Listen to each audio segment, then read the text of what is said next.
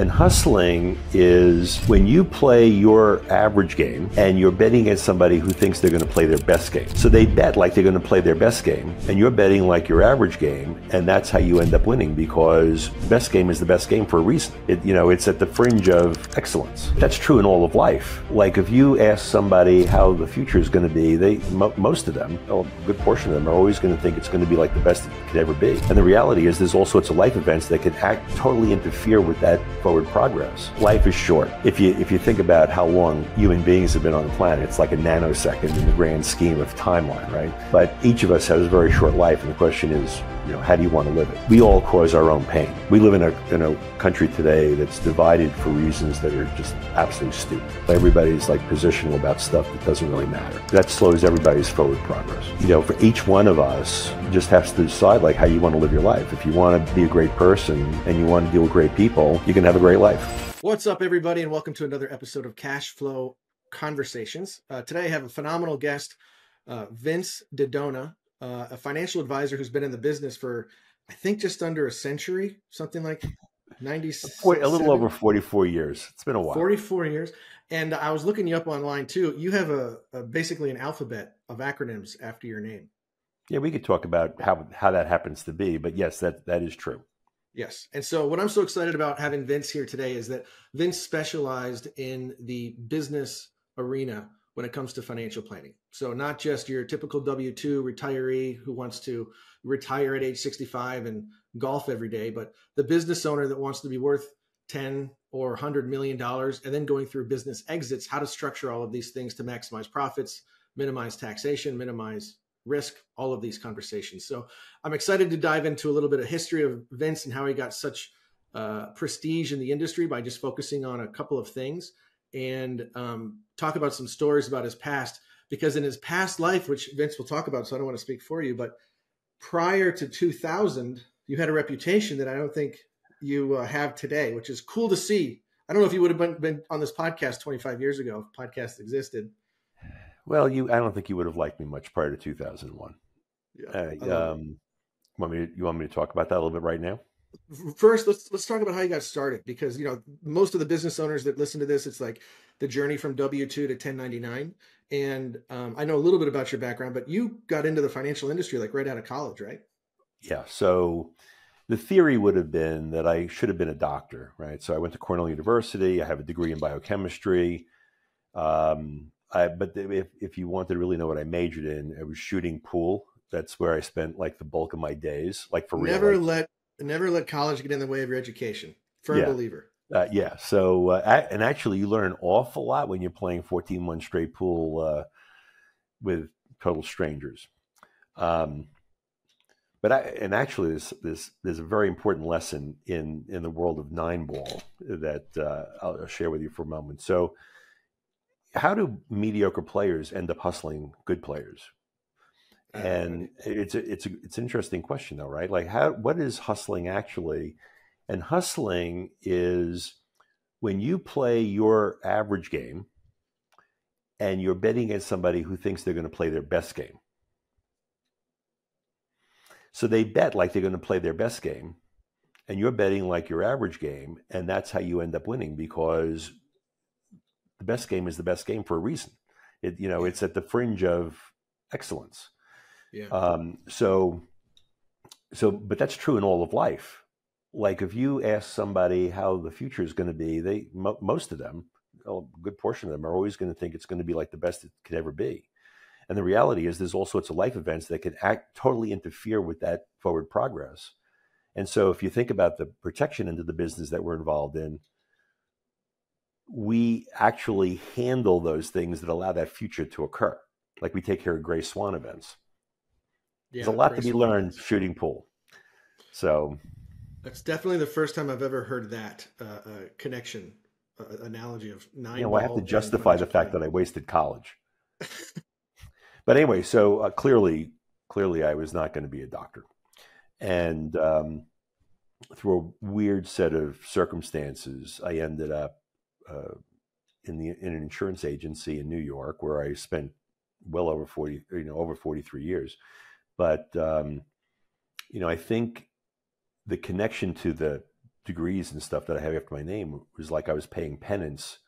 Like I knew I was good enough to do well in college, but I spent my energies shooting pool and playing cards, and not attending class, which is a very hard way to get through college. And Cornell was the type of school where they wanted to throw you out if you didn't do well. So I was able to con my way into staying for a long time. But at the end of the day, I ended up in the business, and there's a few things about the way I deal with the business just in general. I remember in 1980, probably I was in the business for 3 months. The very beginning of 1980, I got a letter from NALU, the National Association of Life Underwriters, now called NAFA. I didn't know what to do with it. So I went to my general agent. I said, what should I do with this? And he said, professionals join the professional associations. So I joined my professional association. And my history is involvement in all the professional associations in the industry. And I've actually been on the board of or president of a variety of different things. Like I was president of the New York chapter of the Society of Financial Services Professionals.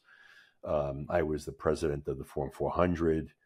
I will be completing my tenure on the board for FinSeca, which is the merger of ALU and Gamma. That was the original iteration of it. Now we're reunifying the profession, which I think is critically important. But so that's my world as far as it relates to professional associations and how I care for the industry and how the industry cares for me. But then and I do mean like penance. I realized there was something called the CLU, which was a certificate of to indicate your commitment to the profession of life insurance sales. And I got that, and I got the ChFC at the same time, the Chartered Financial Consultant. That was 1983. Got my master's of financial services, Master's of Science in Financial Services in 86. And then the rest of the designations were all, let's call it, in line with how my career went. So as I started to move into working with business owners, it became more important to have the certified exit planner. And then as my clients aged, the retirement income certified professional was important. And my primary love, if you Google me, I'm most associated with the estate planning business. And so the accredited estate planner was very important. And back in 2017, I was put into the National Association of Estate Planners and Counsels Hall of Fame, which is a pretty big deal, right? I mean, for the industry. Nice. I mean, the outside world goes, "There's a Hall of Fame for estate planning." Yeah, there really is. But how do you get into that? Just by having a good track record?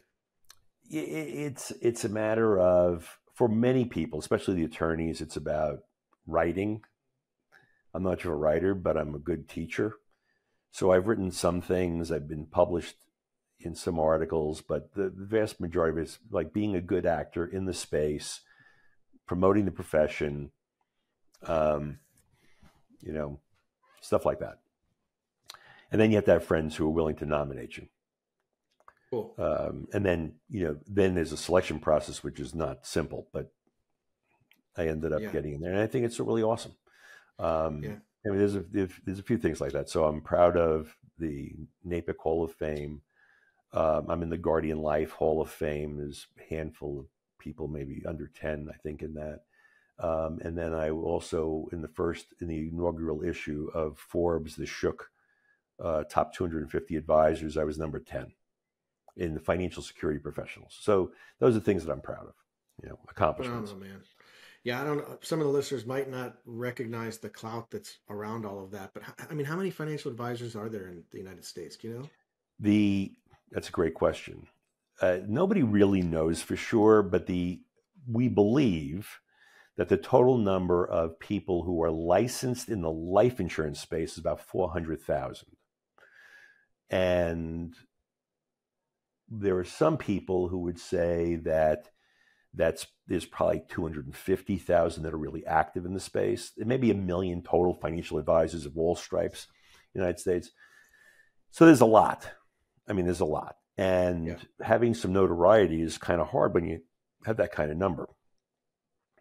For And you sure. get notoriety by doing good things, staying out of trouble, um, teaching advisors. And actually that leads to the other thing about being a hard ass, I guess, prior to 2001. But, I think that a lot of that reputation that I had was because I had an expectation that people were serious about, I mean, advisors were as serious about the business as I was. And it would drive me nuts that the people I was dealing with, because I do probably about 95% of my business activity comes from other advisors. I have a name recognition in the space. And if you had a client that needed help in the advanced estate planning area, you might bring me in, right? But I would marvel at the fact that advisors just weren't learning, what I thought was rudimentary knowledge. It was just it drove me nuts. And so I think I was very critical of advisors, and I don't think I knew what a jerk I was back then. Like, how do you know? Like, unless somebody like calls you out on it, but when you're really tough, nobody calls you out on it. It's like, no. because you could just, pop them with a comment and they go home crying with the tail between the legs. So you were born with smarts and wit,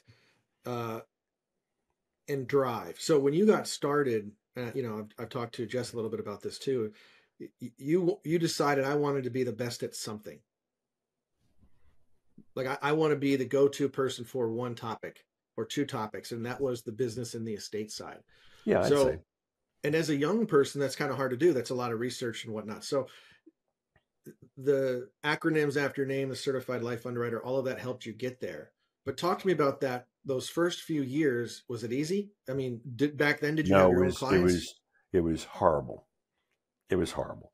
The attrition in our industry is like 85% in 5 years. So if you make it, there's a saying that if you make it 5 years, you're going to retire in the profession, right? But it is really freaking hard to make it 5 years. And the reason why is because we're not organized around prospecting. Like, people sell us on the when you come into the business, you're sold on the wonders of the career. Like, you're on your boss, you can make all sorts of money, you can help people. Like, what could be better than that, right? Right. The funny thing, I like to say, it's like doctoring, except the patient doesn't die. It's like, you make a difference for people. But when you come into the business, the hard. By the way, the other thing they tell you, which is a lie, which is it's the only business in the world you can come into and not spend $1 and you can make a lot of money. Right? Okay. So but a lot of financial planners don't treat their career like a business. They look at commission and fees as income, and then they don't plan a business around it. 110%. Now, so let's look at the two lies. The first lie is that the job is you have to source activity. And what happens for many people is they're given a list that they put 100 or 200 people that they know on that list. And then somebody who wasn't good enough to be in direct sales, became a manager, goes out and damages your relationship with 100 to 200 people. And then and by the way, at no point along the way have you learned to prospect. Right. And so by the time you're done destroying your relationships, you made a little bit of money, and then you discover there's no future for you and you leave. Yeah. So that's the job. Okay. Yeah. Now, coupled with that, there's one other piece that's really kind of important, which is, I don't know if this is a global phenomenon. It might very well be, but certainly in the United States, when you hear the word salesman, most people ascribe a bad connotation, right? Matter of fact, I teach agents all the time, 20, 30, 50 people in a room. And one of the experiments I did one time was I said, we're going to play word association. I'm going to point to you. I'm going to say a word, and I want you to say the first thing that comes to mind. go salesman, used car. I go sales, dirty. Like, and I, after you do that for about 5 or 7 people, what everybody in the room realizes is that they're holding on to this feeling that sales is a bad thing. Yeah. Now the reality is that everybody in the United States is in sales. Yep. Right? Like everybody. But the connotation is it's bad. Now consider for a moment the dichotomy. You are in sales and you think sales is a bad activity. So what you end up becoming is a failure in sales. Yeah. Right? Which is sad, right? It is very now if you become present to that, if you start to understand that there's a little voice in your head that says sales is bad, so I'm just going to be a consultant, like, and then euphemism. Or I'm just going to teach my clients what to do, and they're magically going to take action. Well, guess what, fella? That's not the way it goes. You have to ask people to do things, but you have to ask them in a way that's enrolling. Like they go, okay, there's a future I'm painting for this client, and he sees it and he wants it. In order to do that, he has to take an action today. Like, okay, that's really what selling is, but the connotation kills people. So the failure rate in the industry is like off the charts. And truthfully, Matt, what else was I going to do? I worked very hard to play pool the way as good as I did, but there was no future in that for me. So I had to get good at what I was doing. And, I knew I was smart. So it really just became a matter of like working in the business and learning what there was to learn to help the people that I was helping. Now, What did I do back in 1980? I came in September 1 of 1979. What did I do? In those days, there was an industrial directory in New York. I lived in New York. The industrial directory had to be like 1,000 pages, and it had by county, like, so the boroughs in New York are counties, so Bronx, Queens, like that. And I called on people in the South Bronx, which were business owners, where nobody would go. It was you want to talk about bad areas, that the South Bronx was not good. Hunts Point, not good. And I would go and call on these people, and they'd go, if you want to come here, I'll talk to you. And I did business with those people, contractors and all that stuff. And I built a business talking to business owners that other people wouldn't talk to. But the thing that I had that you can't even get really today is I had a directory that had the name of the owner and the phone number. There was no email, obviously, right? But the phone number, and you'd call. Now, they didn't have voicemail. In New York now, if you were in a build, I used to cold canvas buildings. I'd start at the top, knock on every door, bum, bum, bum, and get a business card and call them later. Not my idea of a good time, not at all. But it was necessary because if I wanted to be in the business, I had to feed the top of the funnel. So glad you said top of the funnel too. It's the prospecting. So you do what you got to do. If you want to be in the business, you have to do what you got to do. Yeah. So you make it work, struggle through. The joke in the industry that I was always told is, first year you work with your family, second year you work with your friends, third year you better start learning how to meet some new people because they dries up. So when you started working with business owners and you found this niche inside of, entrepreneur type stuff, what value were you bringing to them right away that they weren't already getting? What did you have that they weren't doing? Some of the conversations perhaps that you were having. It's funny that if you talk to people who think they've got it together, they sound like they've got it together until you actually ask them questions. And then you discover that whatever they thought they had together, they don't really have together. So it could have been anything from, and by the way, if we're going back to the 1980s, the estate tax, the unified credit was a tiny number. So if you were worth $3 million, you had an estate tax you had to deal with, right? People always need life insurance. I wasn't really in the investment business when I started. I was in the life insurance business. So they had key man issues. They had estate planning issues. They just had survivor income issues. And, even to this day, most business owners live on the income produced by their business and they kind of forget the fact that they are the business. Like most business owners fill every box in the org chart for the business. They work in the business, not on the business. And that's a whole world of value driving and creating additional value for the business owner so he can exit gracefully and have the kind and quality of life that he wants to have. So, but in those days, I didn't know that. In those days, it was solving those unique problems that folks had. But in order to get them to understand that they needed something, you had to be able to have a conversation about the things that would face them, the gray swan events that would happen, right? Because when you think about building wealth, like everybody wants to build wealth, but the business owner is an interesting animal because 90% of their non-housing wealth is typically in the business. So business is the linchpin that holds everything together. So if they don't tend to the business, if they don't figure out a way to monetize the business in a buy sell, or if they don't figure out a way to get out of the business ultimately, like everybody leaves the business voluntarily, involuntarily, but everybody's out of their business eventually, right? Either you die, or you sell, you become disabled, like any of those things. So, a planned life is a lot better than an unplanned life. So you have to be able to speak that.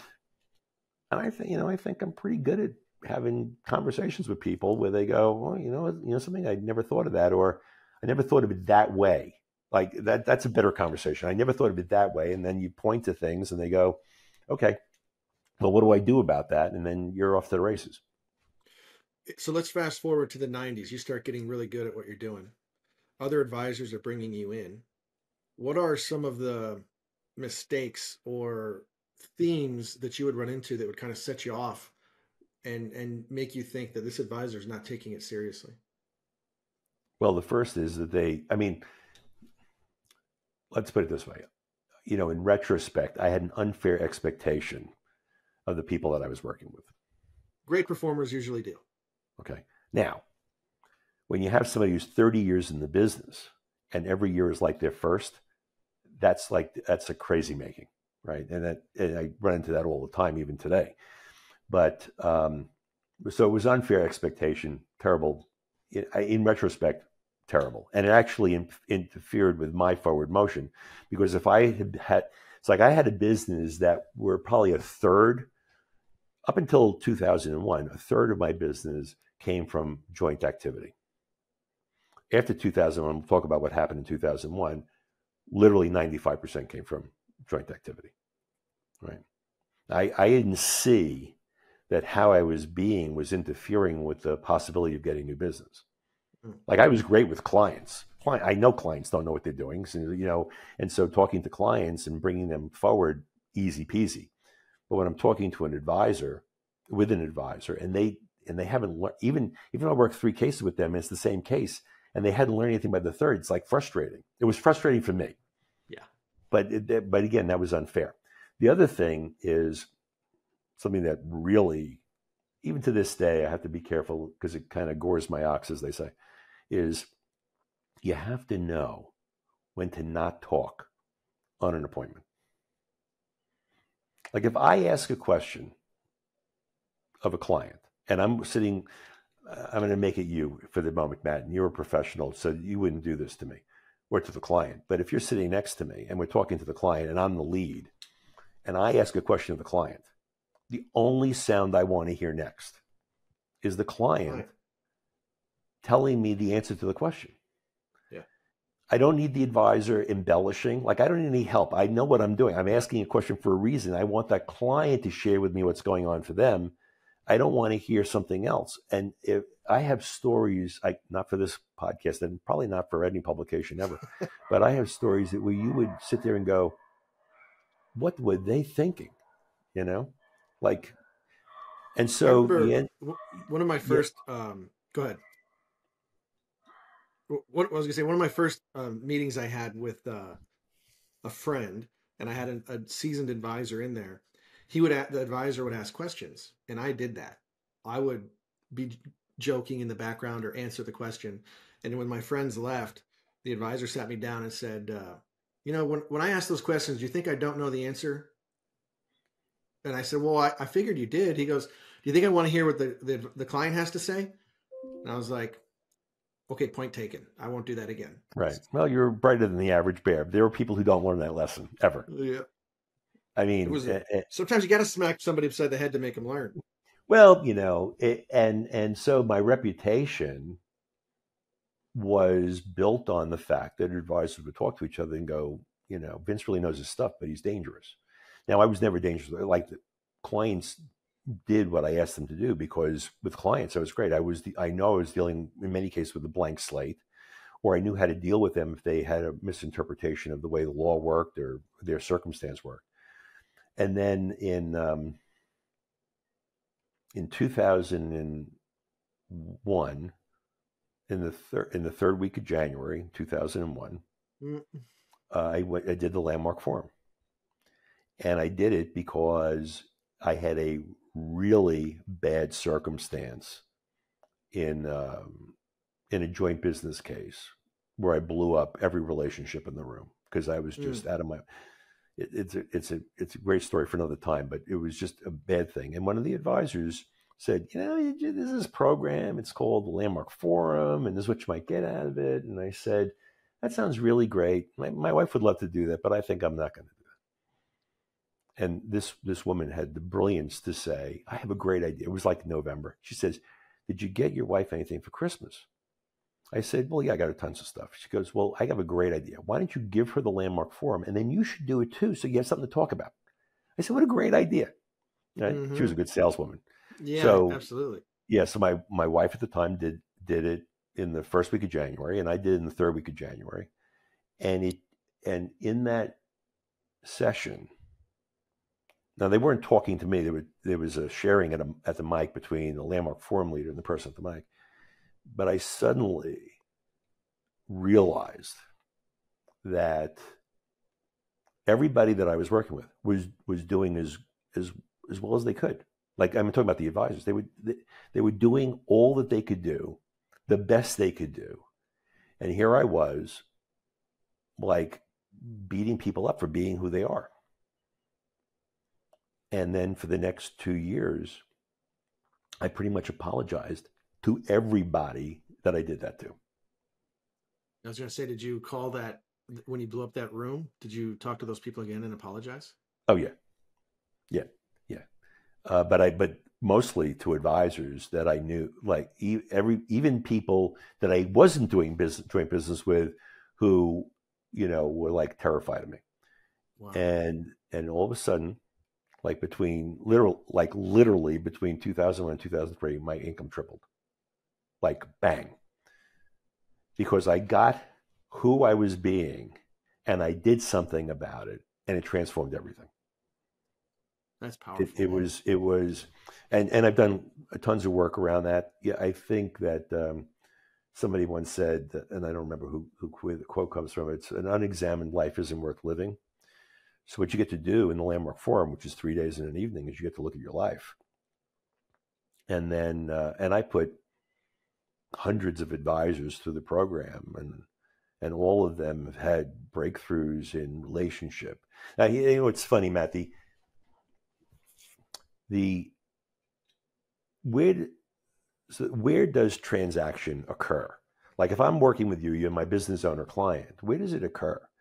Well, and I'm going to make the assertion that where it occurs is in relationship. So if I don't have a relationship with you, and I don't mean like, we go out to dinner and I wine and dine you. I mean, like, if you don't get that I get who you are as a person, and I show up as unlikable in any way, I may do some business, but it's not going to be what it could have been had we actually been in at a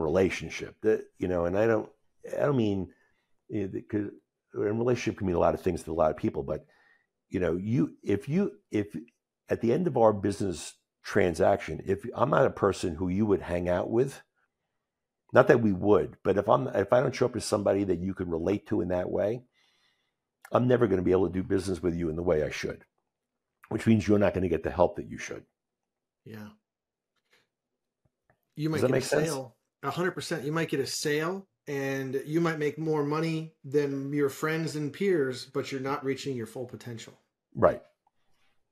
You Right. know, I've worked for a number of different agencies. You know, you can make good money, and you watch guys make good money.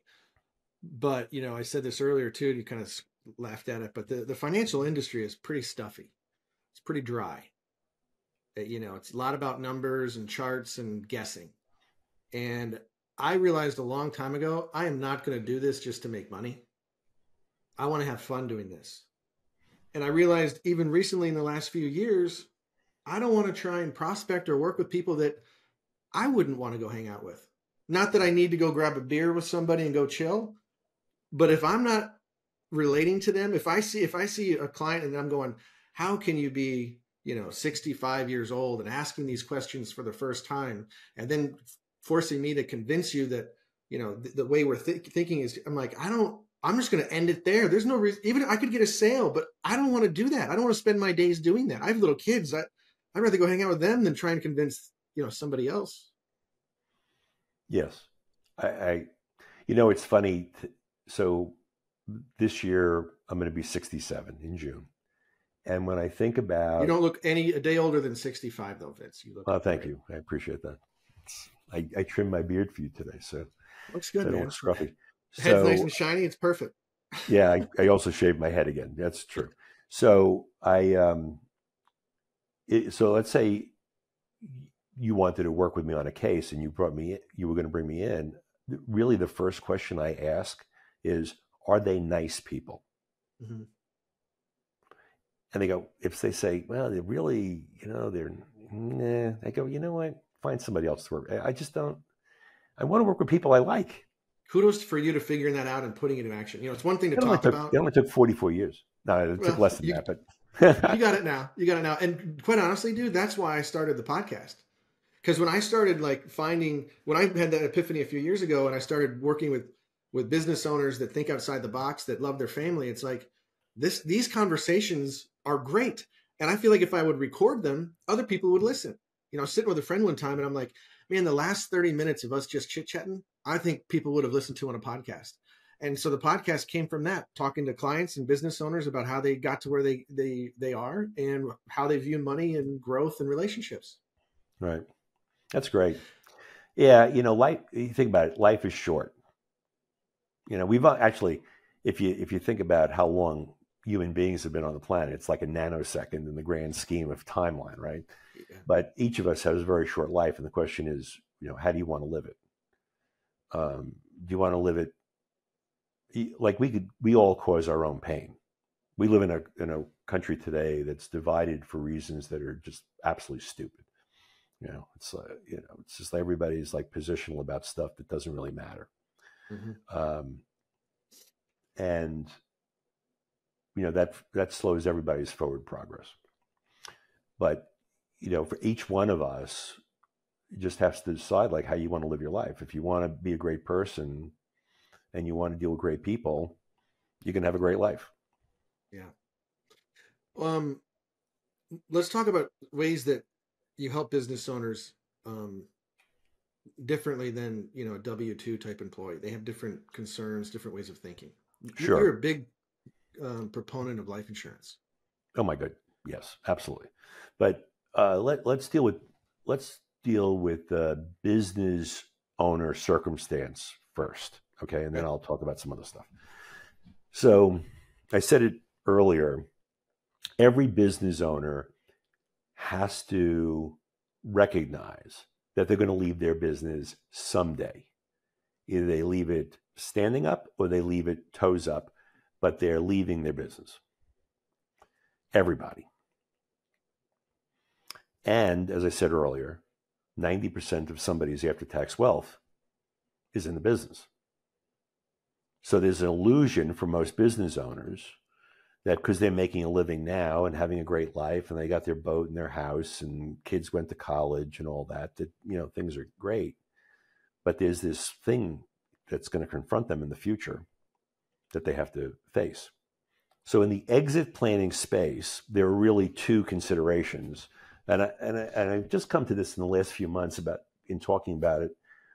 and I think this makes sense. There could be other considerations. I'm not saying that this is like the be all end all, but there's this component that we would call, how are you going to exit? In other words, are you going to do a third party sale, sell to a private equity firm, a competitor, a guy down the block who wants to be in your business, like that.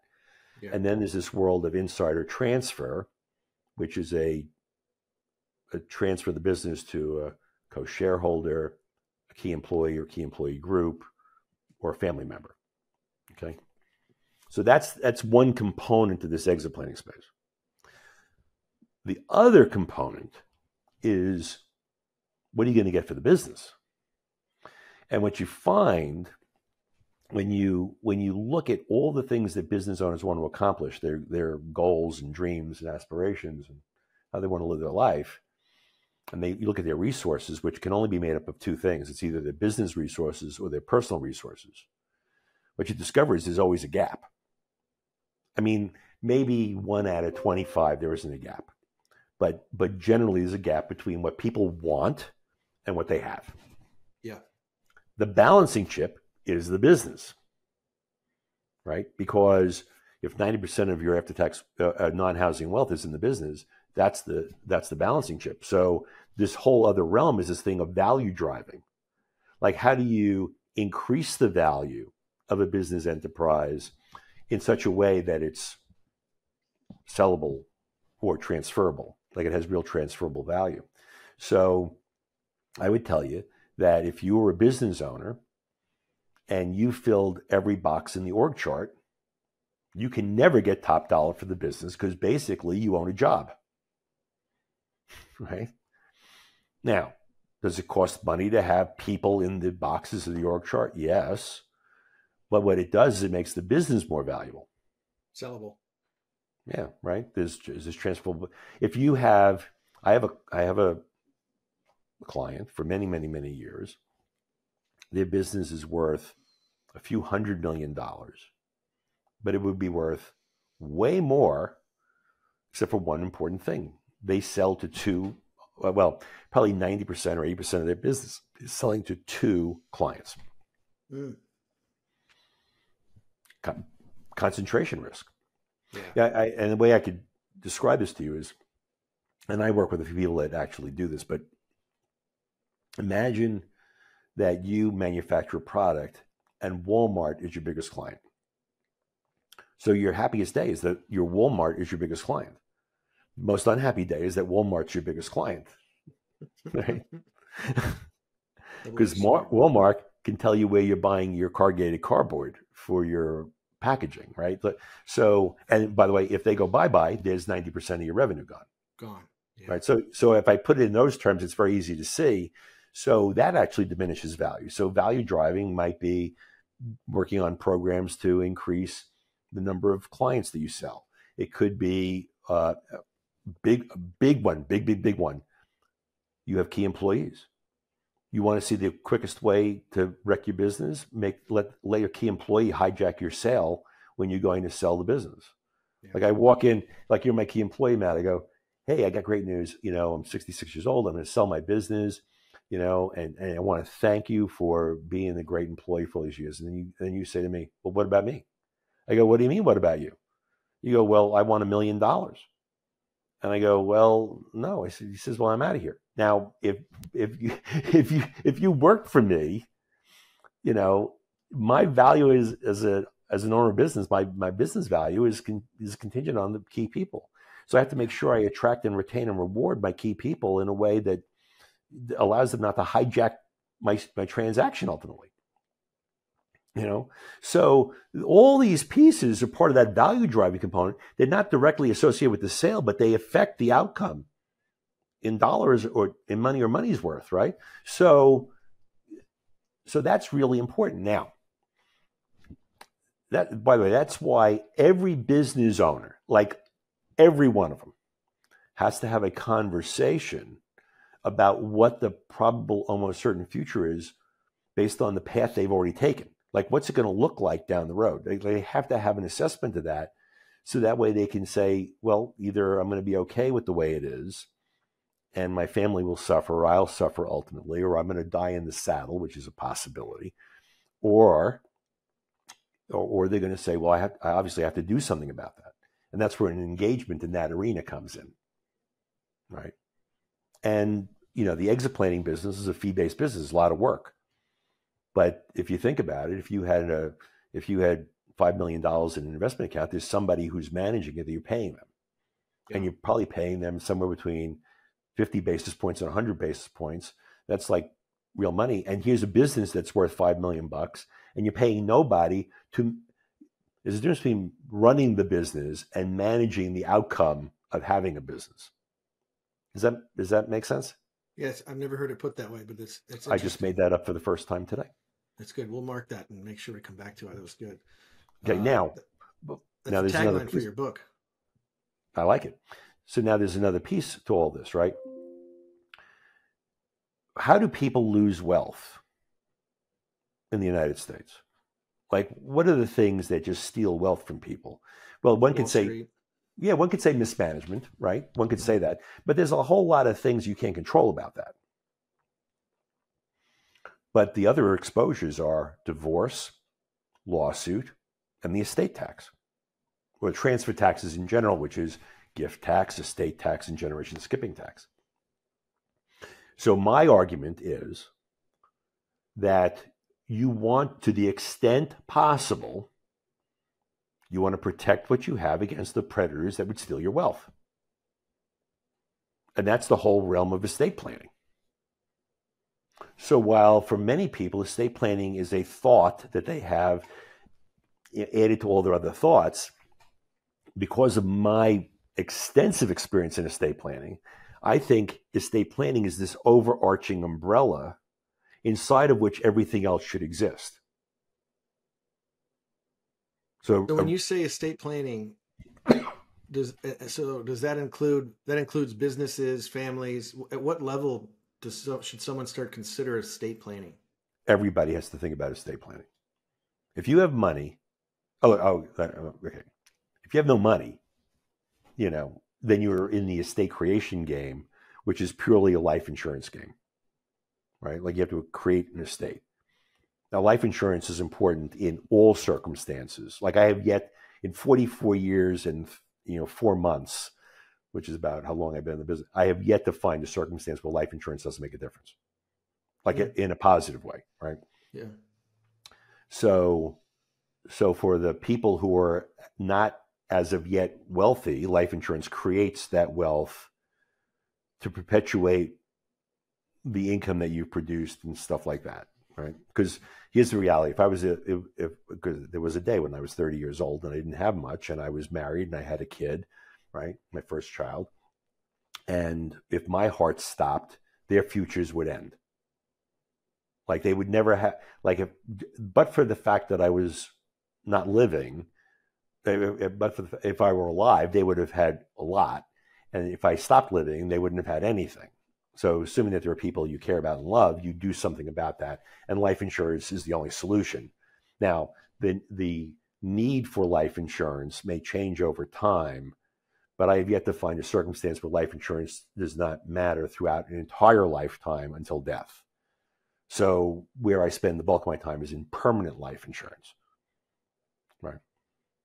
Term insurance is the permission slip to go and get permanent insurance if the cash flow is not there early, right? So life insurance has that effect. Now, once you move into the wealth area and the business owner area, we're dealing with different considerations. We could still be dealing with family income issues, but different considerations. So life insurance is a perfect tool to pay an estate tax. Life insurance is a perfect tool to fund buy-sell agreements. Life insurance is an awesome tool to fund executive benefits, right? All that.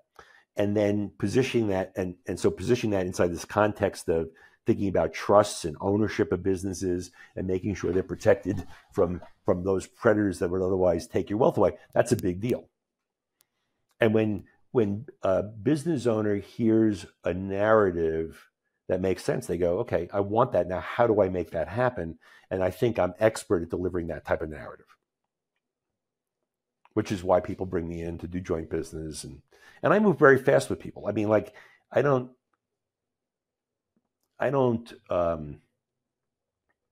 take people down rabbit holes. I don't, branch off of paths. There are things that people have to take care of. And quite honestly, if I can't make a compelling and seductive argument for what people should do, shame on me. I've been doing this for a long time.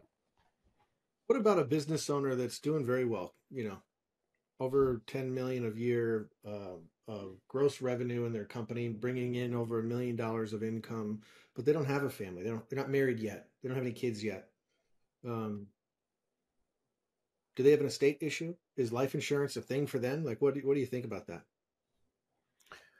Well, the first question I would ask, and sometimes I do this with clients, I try to avoid it because it's kind of like snarky, which is, are you telling me that's a permanent condition? Like, you're telling me like your singleness is a permanent condition? No, I plan on having a family one day. Oh, okay. Got it. Right? Like, so, I'm going to say this, you could take this to the bank. You're never planning for the person who's sitting in front of you in the moment they're sitting in front of you.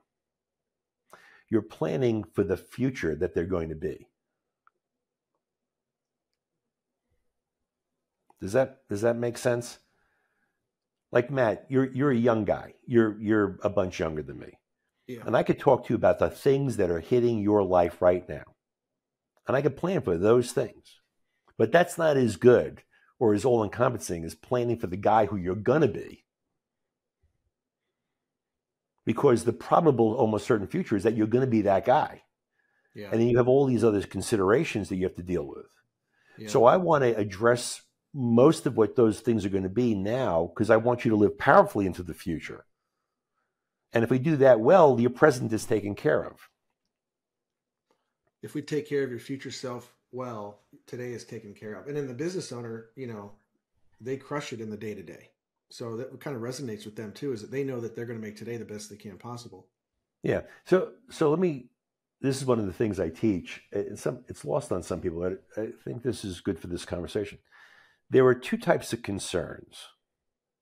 There are concerns that people have, and there are concerns that people are. So what's a concern that somebody has? I meet somebody who's 45 years old. They got young kids. I have a concern. I have to pay for college.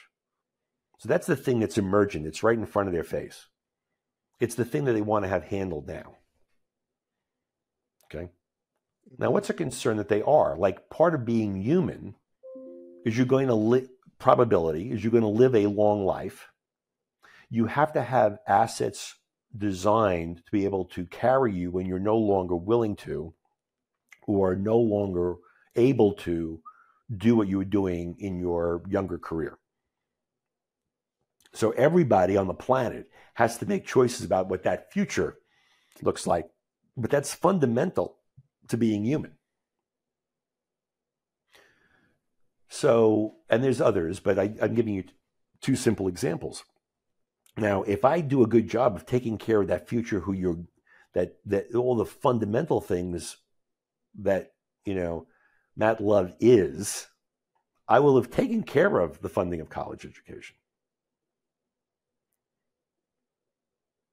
Right? So I have to have a bigger, so when I work with a business owner, if they're young and they're killing it, and they don't have a wife and kids, then they still have to deal with the estate tax problem because the assets are going to go somewhere.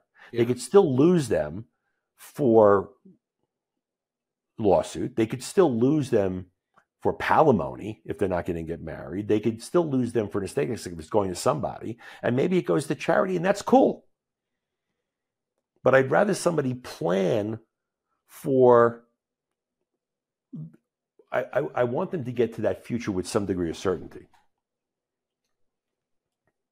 That's really good. The concern that people have and the concern that people are. And so often people are just concerned with like the next issue, and they just want to put a Band-Aid on the next issue. When if they just zoom out a little, they can take care of it all at once. Yeah. And the idea is not to trade one for the other. You want to try to get all of it handled. But going back to that case you just described, if I have young guy or gal who's got a business and they're killing it. Well, they're not killing it because they're sitting there alone. They have key people that they have to take care of. So there's they still have to deal with that, right? And I have a case I'm working on. I actually have a situation. The guy's not married, guy has no kids, and his business looks like it may end up being sold for close to $100 million. So what does he need life insurance for? Well, it turns out when you question him, he's got nieces and nephews that he cares about. He's got siblings that are not nearly as successful as he is, that he helps along the way periodically. So we're preserving value for somebody. Now that's one thing. Now here's the other piece, which is really, and I have a great story associated with this. Actually, I'll tell the story and then you'll see the punchline. Yeah. So I'm working on a case, and it's out west in New Mexico. And I was brought in by an advisor from Texas, and we're working on this case. And one of my claims to fame is that when I engineer an estate plan, I engineer it so that way we're literally going to wipe out the estate tax, preserve value, income, and control. But it says some structures you could do in order to engineer that. And in this particular case, I had put this client into underwriting for something like $30 million of life insurance. I brought in the attorneys. The attorneys did their job, and the life insurance was approved. Now, part of the story is the owner of the business owned 95%, and his CFO owned 5%. And I wasn't flying out to finish off this case. I was in New York at the time, and I was using GoToMeeting. And the co-advisor was in the room. Now, he's an experienced guy, so this was not somebody I had to be overly worried about. This goes back, this case is probably like 2004. Yeah, you mentioned GoToMeeting. That's an ancient software. Yeah. But I was doing remote meetings with GoToMeeting like forever. Yeah. So we're having this final meeting to finish off getting the life insurance handled. The estate plan was done. And so in the room is the client, the 95% owner, the CFO, the 5% owner, the other advisor, and I'm in New York, and I'm talking about the plan and what they should do. And the client's going, I get that. And the CFO goes, if anything happens to him, you've already eliminated the estate tax in 5-7 years, it'll be gone. And this was like a serious sized business. Like this was not a small business. And actually it was probably 7 businesses that they had. They were all interrelated. That's part of the story. So the CFO goes, so, if something happens to him, I'll be able to take care of the business. So we don't need that life insurance. And I'm dead quiet. And thank goodness the other advisor is dead quiet, although I can only imagine that the sweat is like beating up on his head, right? Dead quiet. Honestly, Matt, I don't even know how long I didn't say a word. And then suddenly the 95% shareholder goes, I'll send you a check tomorrow. How much do you want? Wow. Silence is loud. Yeah. And the reason why is because the business owner was really clear that there was no way. Actually, I left out a little piece of the story. So I actually said this. I said, you're right. There's no need for the estate tax stuff. But if you think about it, you have 7 businesses. They're all interrelated. Big guy has relationships with all the banks. And if he dies, there's a spaghetti bowl of stuff that's going to all fall apart. And that's what I messed up the story. And that's when the other guy said, oh, no, I'll take care of it. And the main guy goes, I'll write you a check tomorrow. Mm-mm. Which basically was a slap in the face to the 5% shareholder who thought he was going to be able to hold it all together. Meanwhile, the guy's wife had never stepped in the building. She couldn't find the ladies' room if she tried.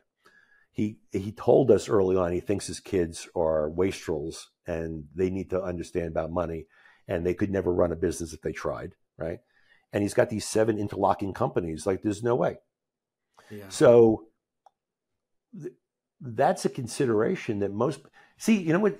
And this actually goes back to the first part of our conversation, where like I'm sitting there as a guy who's really smart, who knows the business well, being grossly disappointed that there are other people who should know the business who don't, right?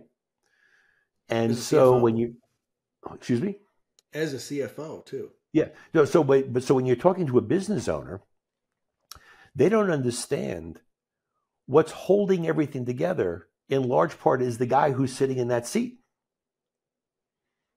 They think that the world is going to work anyway when they're not, and that ain't the way it is. No. Wow, man. You probably have a ton of stories like that. You have no idea. That would be a whole fun conversation, just telling stories about business owners and from the mistakes that you've seen them made to the good decisions that they've made. Early in my career, I was slapped in the face with a situation. I had a contractor, sheet metal contractor, who was probably the second largest sheet metal contractor in New York. They had done some of the work in the World Trade Center when it was originally built. So a big company. And they had 3 shareholders. And I put life insurance in for a buy-sell that never got written. And there was one shareholder who happened to not believe in doctoring. He thought chiropractic was like the world, like I get adjusted and like cure cancer. Well, guess what? He got cancer and he died. Mm. And at the time, the company was probably worth, this was the mid 80s, I guess. The company was probably worth $20 million. 21, let's make it 21 million because the math is easy. So his interest should have been 7 million. And what I know happened, although they try to keep me from knowing this, was that guy who died, his wife got $1 million. That was it. Should she have taken legal action? I think she didn't have a leg to stand on. They had controlled the accountant. There was, every business has bonding and debt and all that sort of stuff. And they told the story, and she was like a regular person. Not for me to get involved in that, but she walked away with $1 million. Some of which was actually considered loan repayment that the business owners had made to the business. It was terrible, but that's because I's weren't dotted and T's weren't crossed. And that's got to be the fuel for the fire too. When you see these other advisors and clients, not that they don't know what the right move is, but like if they see the right move and then choose not to take it, like that's where a lot of that fire has to come from too, where you've seen it go the other way. Yeah, but the thing is, Matt, you can't. What I've learned over the years is no matter how hard I try, I can't make you lift your right arm from here. Like I have no say over what you choose to do. The only thing I can do is make the most compelling argument for what you should do. And if I do a good enough job, you'll take that action. I can't force you to do anything. I can merely advise. And I have exceptionally long career and a lot of experience. And I'm very good at crafting narratives where people go, well, that makes sense to me. How do we engage and how do we get this to happen? I love it. Okay. There's a couple of questions and points I want to make sure we talk on before we end this. Sure. You have not talked much about the value of different securities for business owners. You haven't talked about retirement plans or Wall Street's value for business owners. And the complaint that happens online is there a reason for that? No, we hadn't gotten to it yet. I'm following you, my friend. So talk to me about that. I could do 2 days. We could have a great time together. So I know we probably should do it because we're already in an hour. I think we could do it. We could totally do this again. Maybe next time we talk more about the market stuff. But because we've talked about life insurance, let's keep it on that then today. Because the challenge that life insurance at the consumer level and on social media, you have a lot of people out there that say life insurance, not only is it whole life insurance, is not only expensive, the commissions are through the roof. Yeah. And if you can, So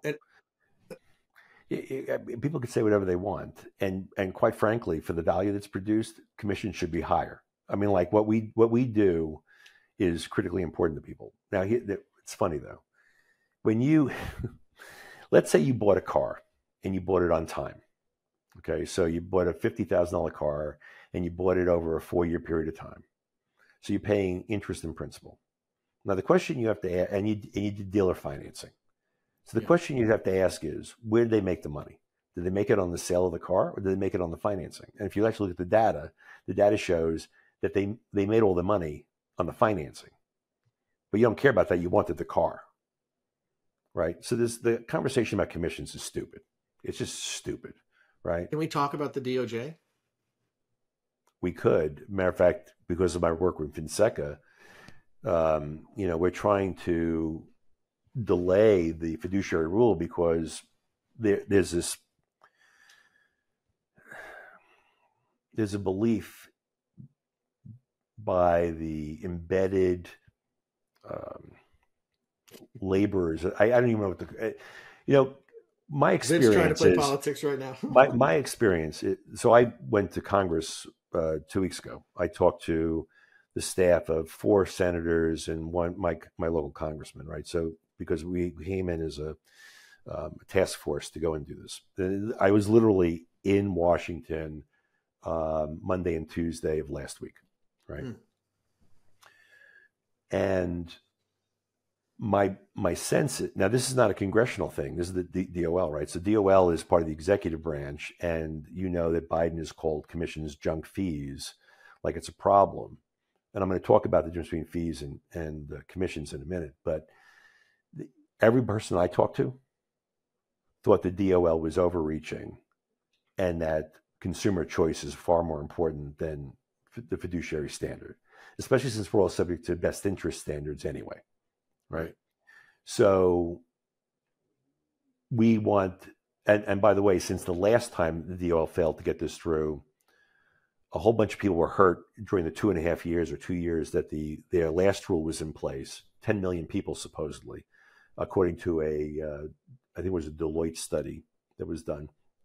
But a whole lot's changed between, was it 2017 and now? So there's best interest standards, there's the NIC annuity stuff. So DOL is trying to jam something through without studying it. And so we're asking Congress to have them slow down and redo a study, because what they may find is that it's fine.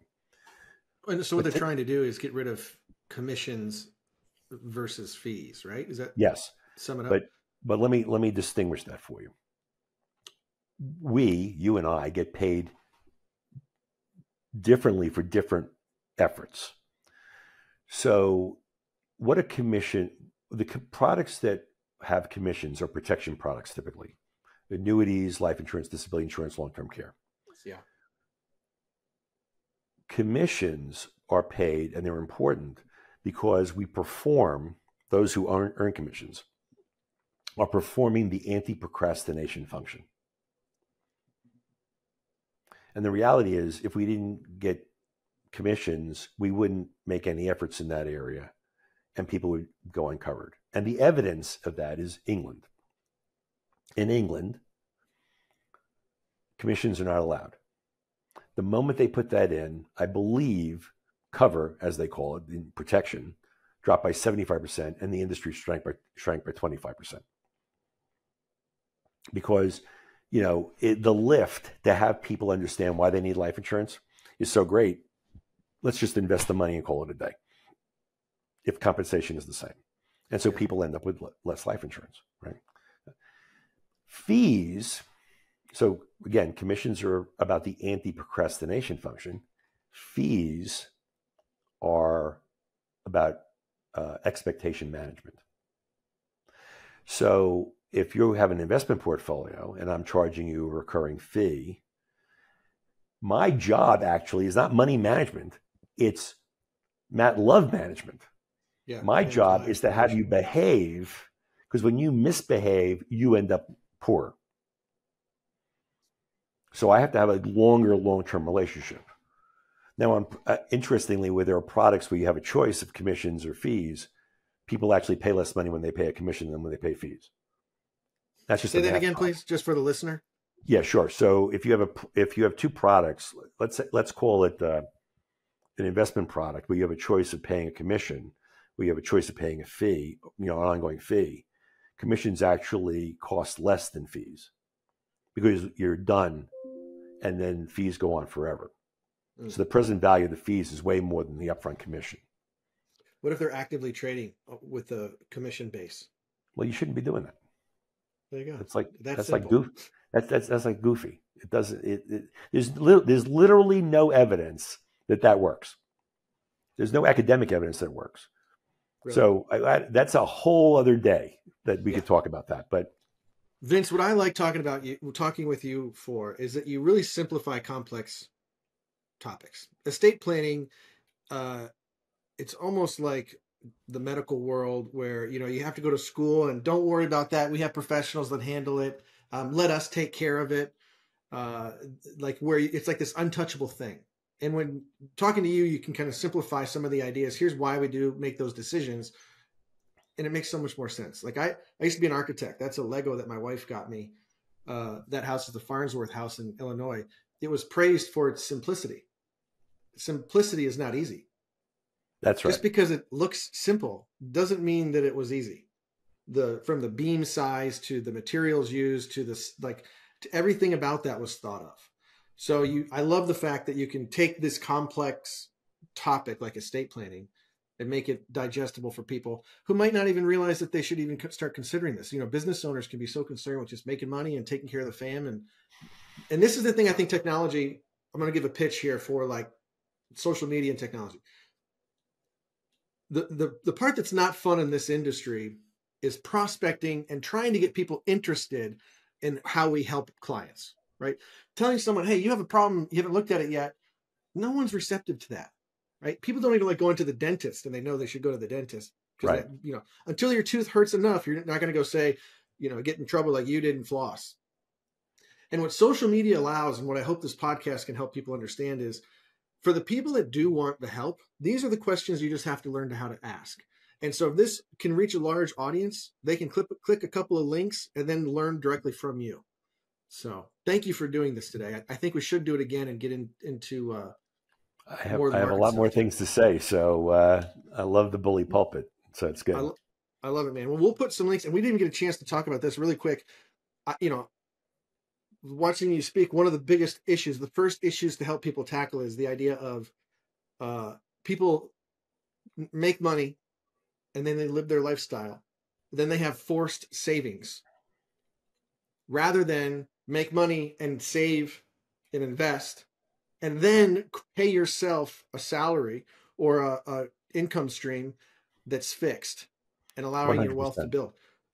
Talk about that for 3 more minutes before I let you go. Okay. So, yes. So a partner of mine, Dave Mozica, and I own a company called Currents. Currents is a fintech company, financial technology company. And what we've done is we've cracked the code on increasing savings rates. And if you go on Google Play or the App Store, right, and you put in budgeting or financial plan, you'll find like anywhere between 50 and 100 different applications on like how to get that done. But if you go to the Fed website, which is the Federal Reserve of St. Louis, and you put in savings rates, you'll discover that the national savings rate is 4% of gross income. Like America does not save. That's 4%. By the way, that means, Walmart greeter, like, in retirement, if you're lucky. And I don't think Walmart has greeters anymore. So times are tough.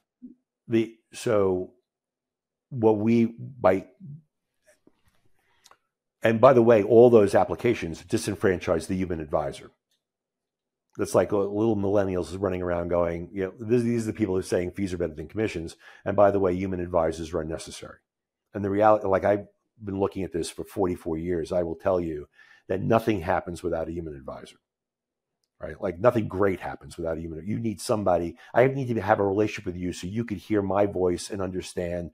I don't know if AI will ever be able to do that, although I do worry about things like, Skynet and Matrix and stuff. But like I honestly believe that you can't disenfranchise the human advisor. So our technology platform helps the human advisor deal with the savings issue for clients. And I will tell you this, Matt, you may not believe it, but members, we call the consumer end of the business, like we call people like you strategists, and then the people who you work with members.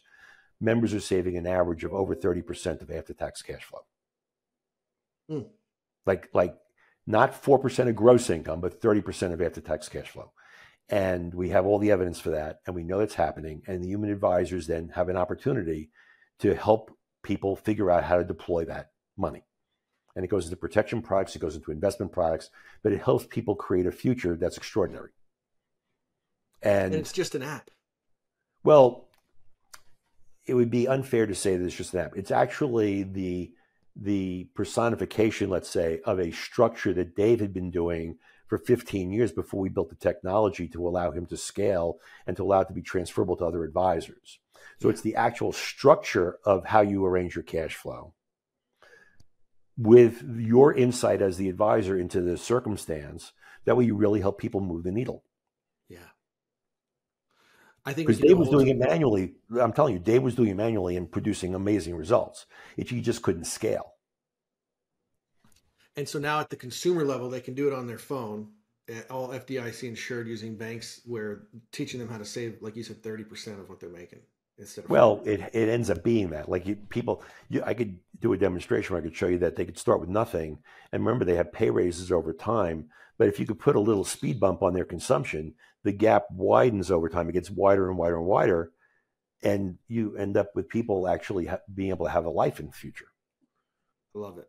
All right. We're going to do another episode on just currents, because I think that's such a valuable product that came to market here fairly recently. It's proven for decades, but it's now so accessible for the consumer. I think they want to learn more about that. So we'll have a link in the description below if they want to learn.